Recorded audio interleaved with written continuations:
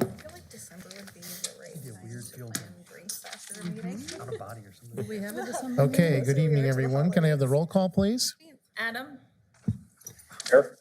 Hanaway, Here. Gibson, Here. Kapler, Here. Ormsby, Here. Stoltenberg, Here. Wendland. Here. All right, great.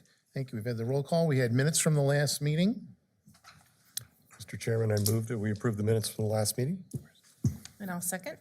Okay, thank you. We have a motion and a second to approve the minutes of the October 20th, 2021 meeting. All those in favor of the minutes, say aye. Aye. Aye. Okay, any opposed? Okay. The minutes are recommended for approval. All right, review of commission procedures. We are the Plan and Zone Commission, City of Bettendorf. We're a recommending body appointed by the City Council to review site plans, land use, and zoning requests and such. I see a few people in the audience tonight, so if you have any input on a particular case at the appropriate time, which is after we have our discussion and the presentation, I'll look to the audience and ask if anyone has any inputs or questions or comments, and we would ask that you stand back at the podium to my right and to your left and give your name and address and interest in the case. And with that too, one lady had come up and asked that we identify ourselves. We've got name tags, but we've got Mr. Greg Beck up front will be our presenter, city planner. And then you can see Mark Hunt and Brent Morlock with the city over here as well. So, and then Lisa Furman on your left in the red is also city staff, and the rest of us are the volunteer P&Z. So, okay. All right. So with that, we will begin. Greg? Mr. Chairman, our first case tonight involves a parcel we've looked at before for rezoning considerations. And we've got Middle Road right here, Interstate 80, and Forest Grove Drive. The area outlined here in aqua is essentially what we're looking at. Preliminary plat is up for consideration. And we have a breakdown here of various lots within the preliminary plat. This is an outlotted area right here considered for stormwater detention as well as this spot, but the rest of these are going to be for lots of record. We have a street access looping here, connecting these 2 points. A roundabout is eventually being considered for this locale here on Forest Grove Drive where the street is. And this is Competition Drive, just due opposite right there.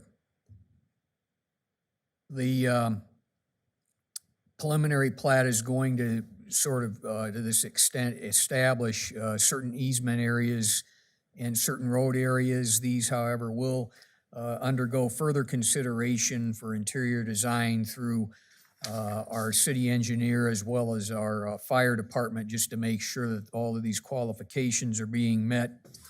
Also, on this particular plat, we will need to have front yard setbacks established on this, and as well the naming of this street, whether it be Competition Drive to continue through or what it might be.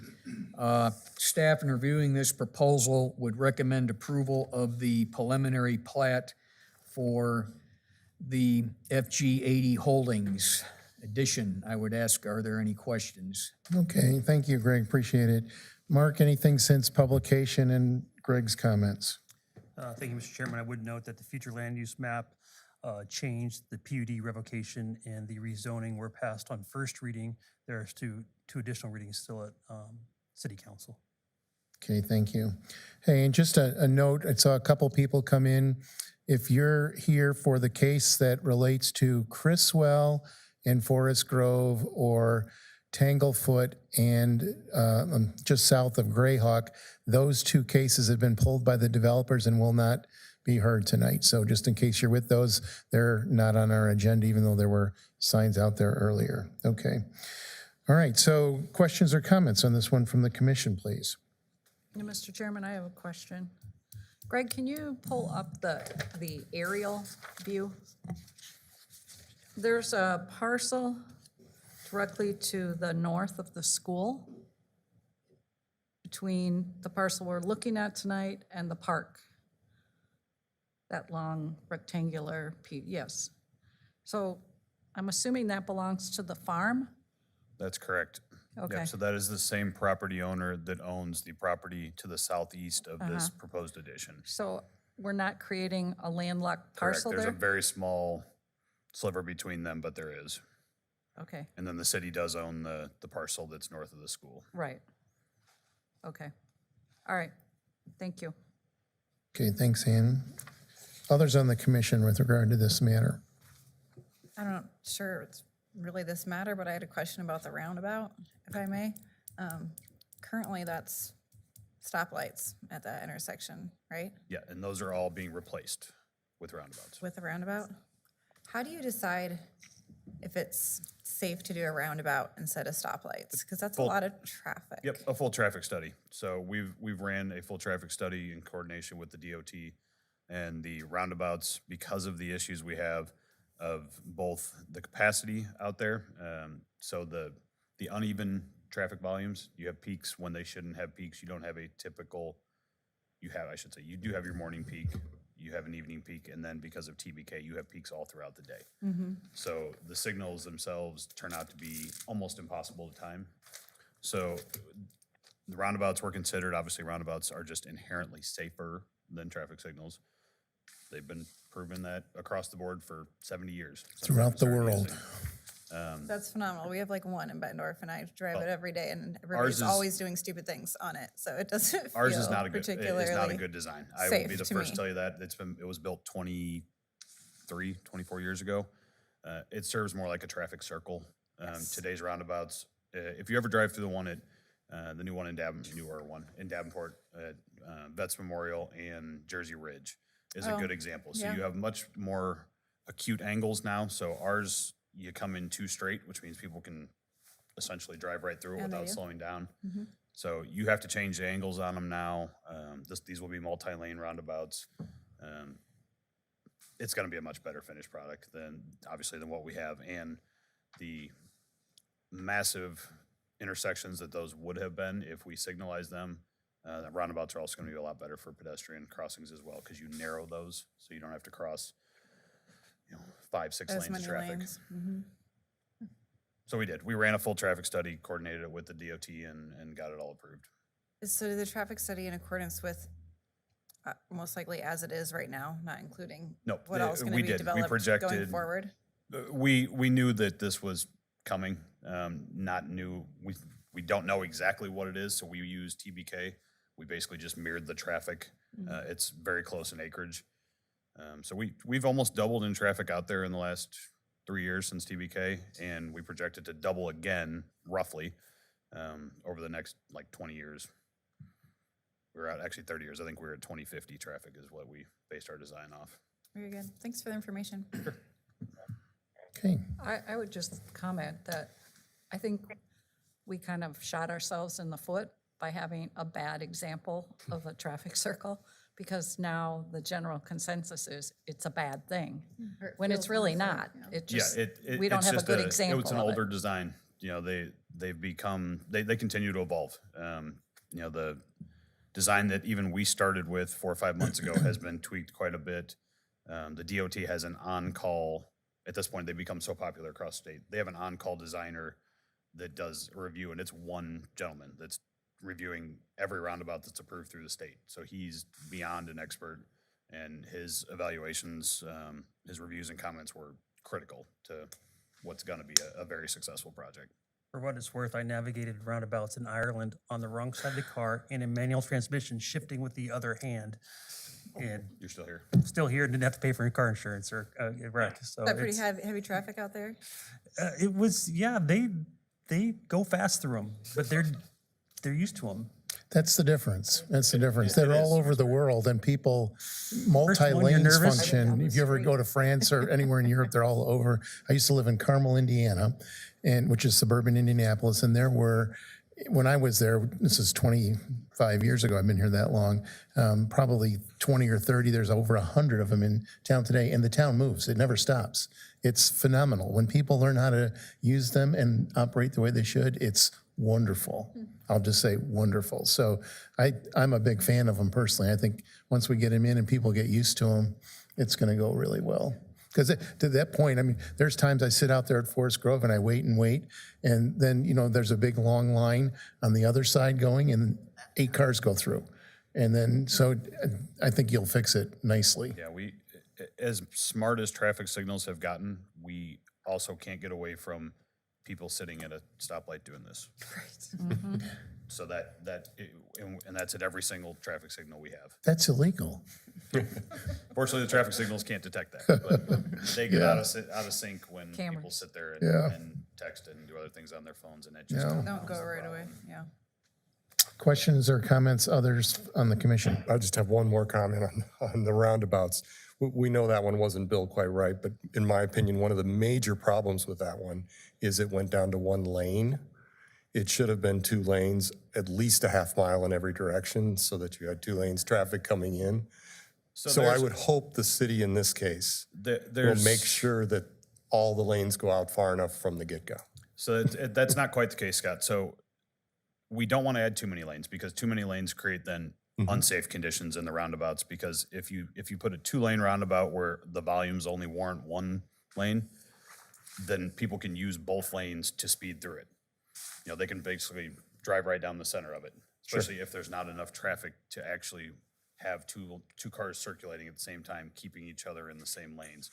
So we will have 2 lanes on Middle all the way through. Forest will only have 1, because we still haven't hit that traffic, but it's expandable in the future if we need to. Okay. Thank you. Anyone else? Nope. Anyone in the audience with regard to this case? Nope. All right, back to the commission.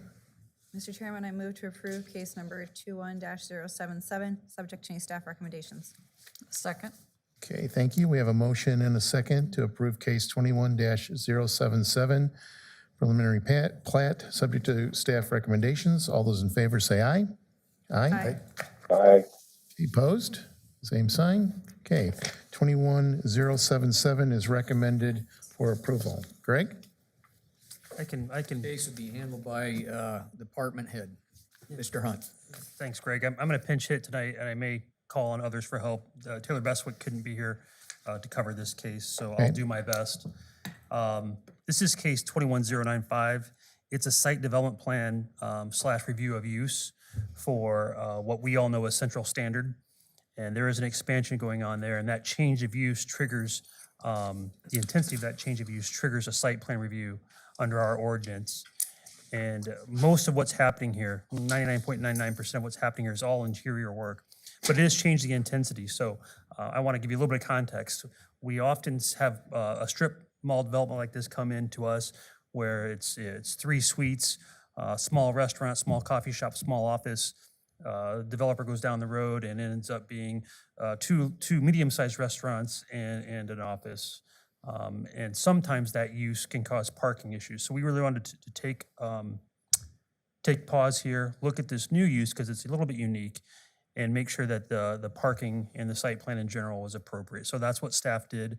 We worked with Mr. Romer on this, and they were able to provide us very good detailed information about their interior upgrades, which are going to be combination restaurant and youth gaming, if you will, arcade-style gaming. Taking up the center part, if you've been there, between Central Standard, between the taco shop and Central Standard, kind of taking up that center unused space and filling it with some gaming and maybe a few small tables. Just to cut to the chase, when we did the analysis on the parking, they needed 118 and they got 119. So they made their parking, but they really are full now. So that intensity of that use that has been added and the parking it requires will be met, but they don't really have room for anything else without de-intensifying somewhere else, taking a business out or something.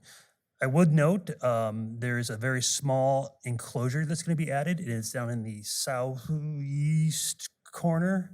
Greg, if you could kind of circle that. Small enclosure there to be added that will provide a little bit of screening for some storage for them. Really not significant and didn't affect our analysis at all. These two lots are both owned, so the lot on the screen that's outlined in blue and the lot right next to it are both the same owner. They share parking across. That's how they get to their 119 spaces, of which they're required to have 118 to operate. They share dumpster locations kind of in near where that red circle is. So, there's no curb between the two lots. You can drive right between the two. So the analysis would be similar to what we did when we did Pizza Ranch, if you will. Right.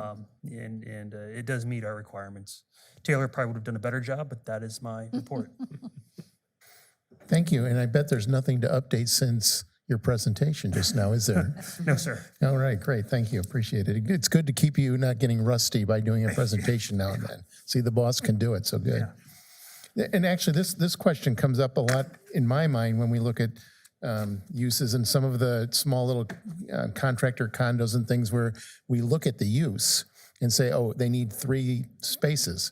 It's like, oh my gosh, that building's 7,000 square feet and you got 3 parking places. It doesn't make sense, but it's tied to the use rather than the square footage of the building. So either one of these buildings, if they changed use from what they're proposing now, would have to come back in and talk to you. So Possibly. Yeah, just kind of Possibly. we look at the parking and the intensity of the use and it'd compare have it to be our code. reviewed. Yes. Yeah. Yeah. So Okay. sometimes if it's a like for like change, we don't waste your time with them. Yep. But this use, because it's kind of an arcade, kind of a restaurant, we had to do some analysis, come up with a parking requirement, which Taylor did the math on that, and we got there. Okay.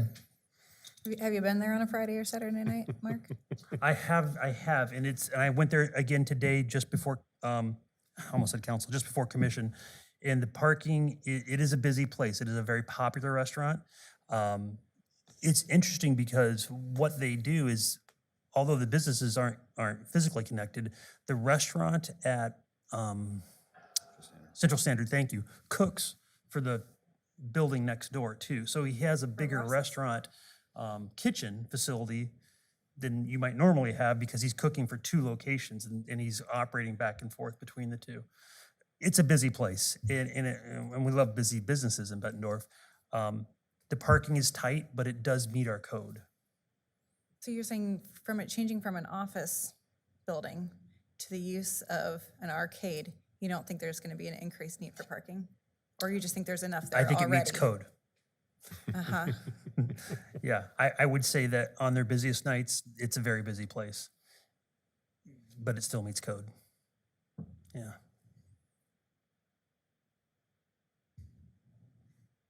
Mark, without having the math in front of me, as you said, Taylor did it. Janessa, I think part of what it might be, my guess is, the office use has a lot more, just because we've seen the floor plan, and Greg, I don't know if you had it in there, if the floor plan was, but It's in there. the actual use that's available for the arcade is a smaller space than what was actually available and currently being used for the office. So if you take, let's say 2,000 square feet for the office at whatever our ordinance requires, you're maybe only using 1,200 square feet or 1,000 square feet for the arcade. Yeah. And I think that net ends up being the same or slightly less. So I it's hear the your same math. unit. I'm just asking about logic Understood. and the amount of, Totally I understood. mean, the idea is, and I'm guessing, are the hours going to be it'd be open during the same hours as Central Standard, right? No, The it is arcade? part of Central Standard. It is part of Central So it's Standard, part and extension parcel, of right? it, So okay. they've added games, really not tables, maybe a few high tops, but they've added, arcade style games. And those are probably going to be attended by kids who aren't going to drive there because they won't be old enough to drive. So, we had to do our parking analysis based on the information they gave us. And I think with any parking analysis, it is part art, part science. But at 119 spots between 2 lots, both owned by the same proprietor, staff feels comfortable that they're meeting code. And isn't this less of an issue for us and more of an issue for Mr. Romer? I mean, if they're up to code, they're up to code. And if parking is an issue for customers, I'm sure that will be something that they'll want to be. I would say we can talk about this during maybe our commission update, but staff would contend that we probably need to update our parking analysis. The world has changed. COVID and drive-throughs and in and out for businesses. You get traffic coming in and out to pick up burgers to go. No one did that 2 years ago. No one went to Central Standard and made 7 trips just for picking up burgers and going home. That didn't really happen. So things have changed, and we're going to work on that analysis. But this is the code we have now, and it would be probably inappropriate, maybe illegal to hold Mr. Romer to a standard that's not codified. Right. And I hear you. You can find places around town where it gets busy and it's hard to find parking. For the most part, they're probably within code. Janessa, there may be some old guys that don't want to participate anymore with the arcade, or at least at a different time period. So there may be an exchange of clientele. True. Yeah. Yeah, I think it's a very handy concept. I mean, that's a great, I'll send my Yeah. kids over to play on the arcade while we sit and eat dinner. It sounds like a great idea. I just don't want to see a hot You all mess only arrive in of one traffic car. over in Yeah. that area. It's only one car, though, that brought all the kids in that Right. scenario. Yeah. I realize it does meet all the code, and that's great. It's actually a good problem right now that it's finally busy enough again that Absolutely. it's Friday, Saturday night, it's hard to find any place to park around there. The concern, of course, is for the neighboring businesses. And while it meets code, that's good, but that's why we do need to maybe revisit these types of things in the agrees, future. I wish for Ross's sake, we could say that they're just as busy, but they're not, so we know where some of the parking's gonna go, which is an issue. People are gonna park where they're gonna park. If you find a spot, you're gonna park there. As long as they don't need all their spots, it works, but Falcon Avenue we knew from the get-go it was gonna be an issue if this got busy, and it is. If McDonald's and Quick Star aren't complaining, I think we're probably okay. Roy, this is Joe. Just a question go for ahead. Mark. Go ahead, Joe. Can you hear me? Yep, go ahead. Yeah. Mark, you had mentioned that they had met the parking requirement, as I understood it, in part because the same owner has ownership of both businesses. Yeah. If that were not the case, if that were to change, would they somehow have to allocate a certain number of spaces to each? It's sort of a theoretical problem, but maybe this comes up in other situations as well. Yeah, Where so, a owner may need it because of the current ownership, but it's interesting to me that a change of ownership could potentially impact their compliance with the code. yeah, that's a great question, Joe. So I'm going to answer a little bit, and this is partially a guess. So that cross easement that's there, those typically last, the cross easement for parking between the two lots, typically last 20 years, I believe, in term. So if this properties were to sell, I believe that cross easement would still be enforceable or in use. If the city attorney can. Yeah, I guess, not having reviewed those documents, I can't really opine specifically, but certainly, those easements would typically be assignable. They would be, I'm sure if there was an ownership change, that would be a key issue that the potential buyer would look at. I think it's a good issue to talk about because this is a unique situation in that the neighboring business is owned by the business that is looking to expand or to change the use in a little in a manner. One of the things that the site plan purpose in the code is to look at is to protect existing businesses, and so I think that issue is certainly lessened here. And I do think that the agreements that the owner has in place would be transferred to a potential owner in a theoretical, hypothetical transaction. But the owners maybe could add to that. Yeah, I was just gonna point out that there is a cross easement in place, but you did that as I walked up there. And ideally, if I ever do sell them, I'd sell them as a package, but I would make sure that the cross easement is enforced for the 20 years with another 20 to pick up. And by then, we'll all be out of here, so it won't make any difference. Thank you. Yeah, I think it's a great question, Joe. Sometimes we have an agreement not to sever when there's two lots that are dependent. I don't think it really directly applies here, but as long as we know that the parking rights will last as long as the use exists together, that would be my concern. That's true. Staff did not recommend an agreement not to sever in this case. Right. But the concept of something, just so that, as long as, I guess, where I'm coming from, that we're assured that so long as the codependency is there, that the rights exist, even if it were to be sold. So, yeah. However you acquire or achieve that. Any other thoughts on that? I mean, is that easement, is that recorded, that versus something that's recorded against? It was supposed to be. I'd have to follow up. I mean, it would be just protecting me, so Sure. I wasn't really concerned about it, but I can check that out and see, Yeah. and we can take care of that. Yeah, I really don't, we meet the code. That's the main thing. So unfortunately, and obviously I don't want to get litigious, but we'd be going backwards if we veto it because of that. Yeah. And as far as the cross easement, I'll do what needs to be done to make sure it's covered in the future. Yeah, great, thank you, appreciate it. Yep. Joe, any other follow-up questions or comments? No, I don't, Roy. Thank you. All right, thanks. Any other questions or comments from the commission? Last call for the audience? Nope, okay. All right, back to the commission. Mr. Chairman, I'll move for approval of case 21-095, the site development plan as submitted with staff recommendations. I'll second.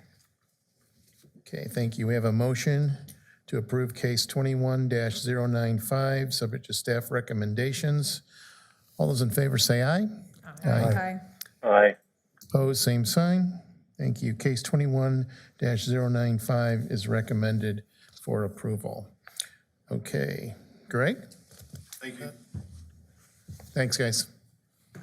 Mr. Hunt will describe the resolution regarding this moratorium on the sale of fireworks in the downtown master plan overlay district. Thanks, Greg, and I also may ask City Attorney Chris Curran to jump in. The applicant is the City of Bettendorf here, and we are requesting a 120-day moratorium prohibiting the approval of zoning, building, and other land use requests for permanent buildings located in the downtown master plan overlay district.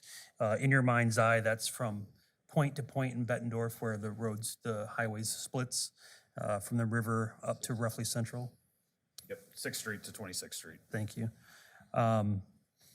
We would define those as 50% or more of the retail space being used for fireworks.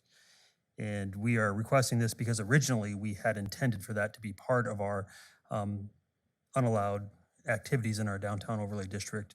But when the law was first passed by the state allowing fireworks, we were unsure of if that could be included or not, or if that would be allowed under the new state law. Now there has been, and City Attorney Curran can speak to this better than I can, there has been case law that does allow zoning to impact the location of fireworks within municipalities.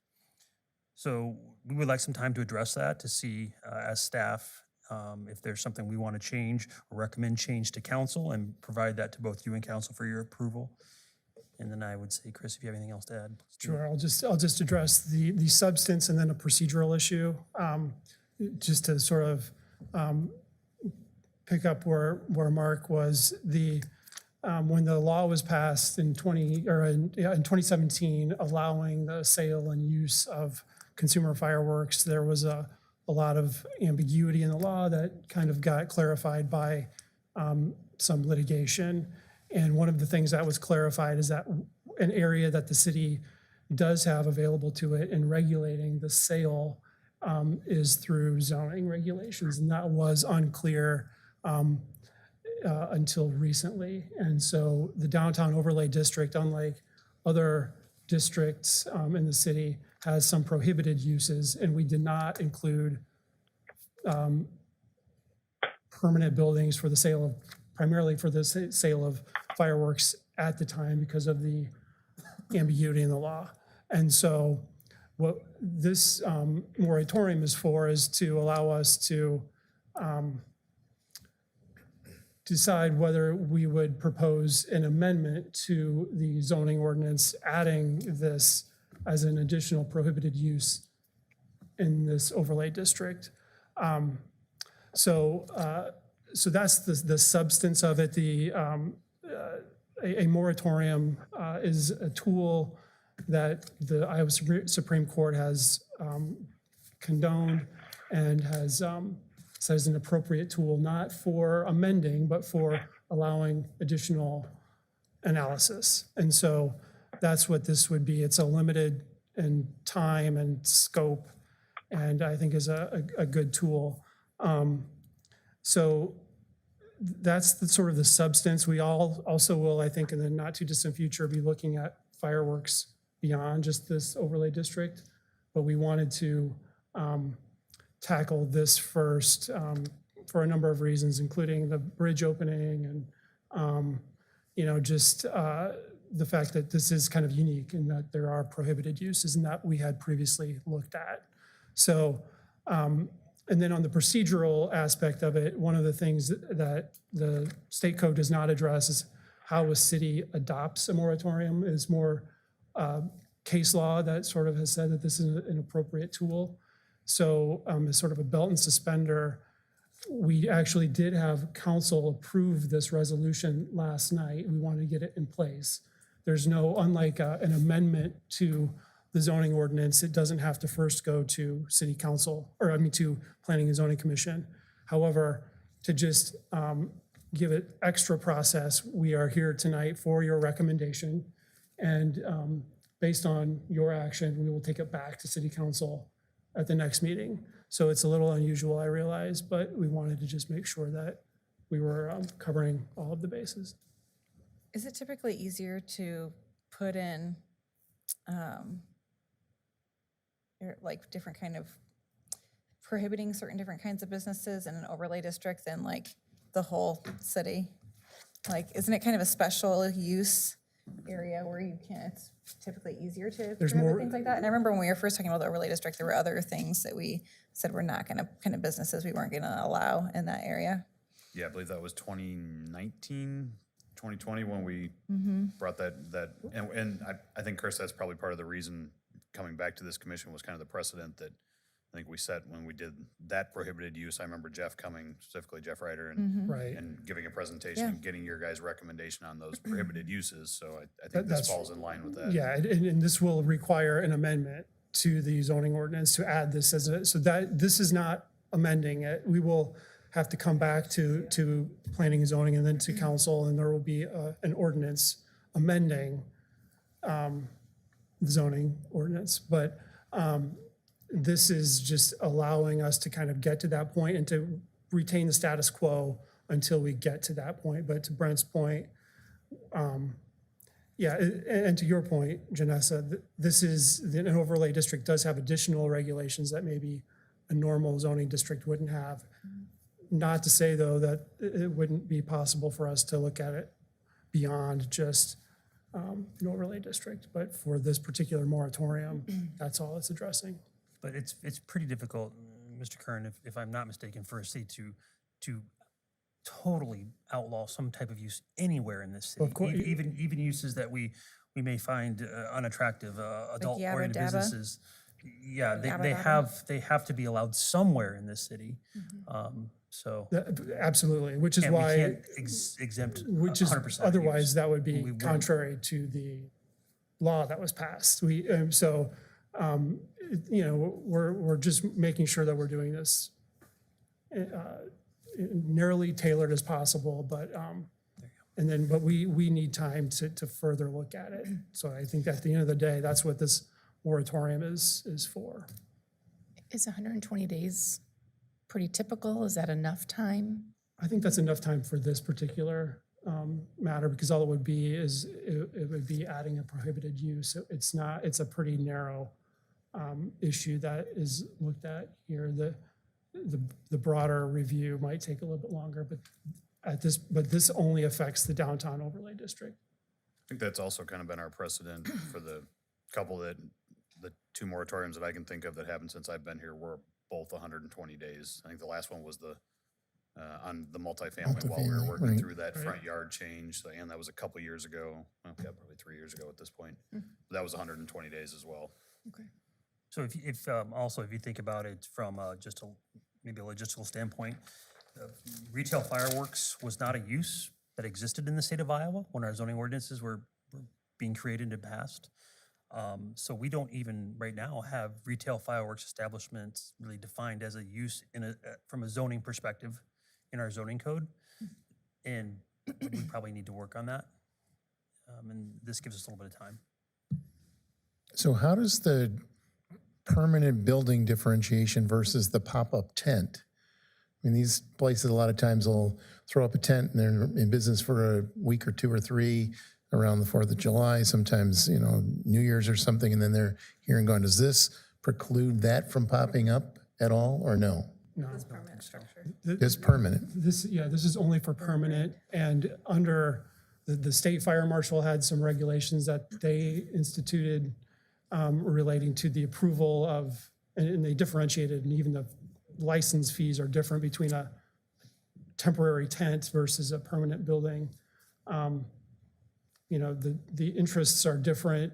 These permanent buildings are typically only used for a few months a year, and then they sort of sit empty. So we will be looking at all of those things, but this moratorium, we wanted to make sure that we were making it as narrowly tailored to the situation as possible and to be consistent with the prohibited uses that are already in the overlay district. So let me ask you one more question then. On the 50%, it says for the retailer. So if it's a strip building and it's divided into make it up, 3 even spaces, is it only the 1/3 that's the fireworks that it applies to the 50%, or does that 50% apply to the 3-unit building? It would be to the floor space, and that language comes straight from the code. That is a definition that is in the Iowa Administrative Code, distinguishing between permanent buildings and temporary buildings. But if they're, again, easy math, if there was a building with 30,000 feet and it was going to occupy 10,000 of it and the other 2 users were independent, 50%'s not triggered. If it was using 20 of the 30, now it's over 50% of the total building. So that doesn't come into play at all. You don't have any issues with it being a portion. Is it the space that person's occupying, leasing, that applies, or is it the space in the entire premises where that use may be a part of? I think it would be that particular retailer's floor space. It's really. That retailer, okay. Yeah. So that's really the focus on the percentage of his business that relates to fireworks rather than fireworks in the overall If it's building. an ancillary part of their business where they're selling Okay. primarily groceries or something, and then they just, so it's what type of business is it, I think is what that is. It's getting to is the looking at. use rather than the amount of space really Right. in a given building or anything. Okay, good. It wouldn't prohibit, for example, and now we're kind of parsing the words here a bit, but to belabor the point, but it wouldn't prohibit someone from storing fireworks as sort of a mini warehouse and setting up a tent outside under a separate entity to sell fireworks. And that wouldn't be Don't give anybody any ideas. I think that's true. This is about the sale, Retail sale. the retail sale from a permanent building, so. LP tanks might be a better idea. But there are a lot of nuances, and we will, in this time, have a chance to look at all of Yeah, those. good.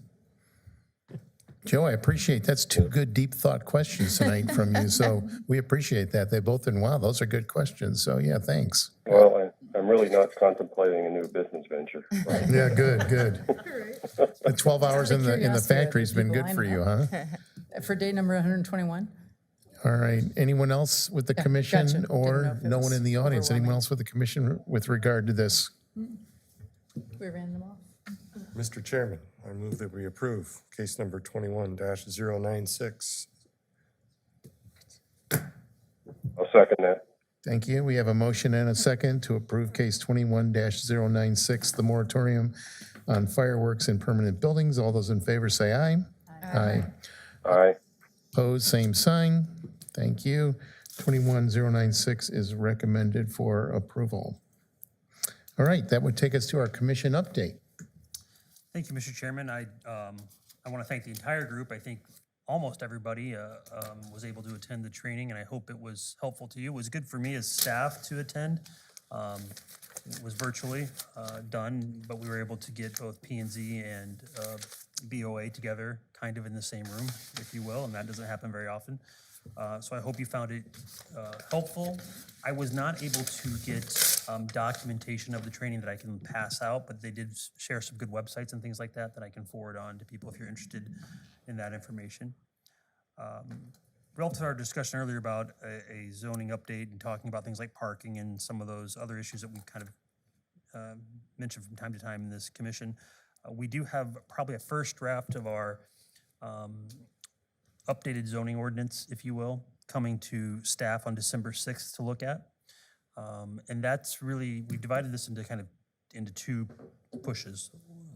The update being fixing some things with Scrivener's errors, definitional issues, poor language that needs to be corrected, that level of update. And then there's a second level update that has been pushed by council. We're looking at things like interior green space related to multifamily.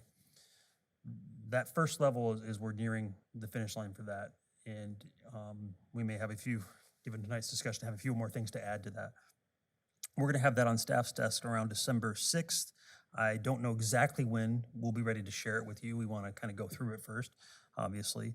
But I would like to share it with you. And then there'll be a second push where we work on these a little bit more heady issues, including the multifamily green space, maybe some discussion on how we're using DCAs. Right now, they're at 20 acres or more. That doesn't seem to get a lot of usage. And we'll be meeting with the administration and council to get their thoughts about that, and then probably renegotiating a contract with our current consultants who take on those issues, or perhaps choosing another consultant. That decision's yet to be made, but we've been happy with the work the consultant we have now is doing, MSA. So just an update there, more to come. I don't have an exact timeline for you, but we are working on these things in the background.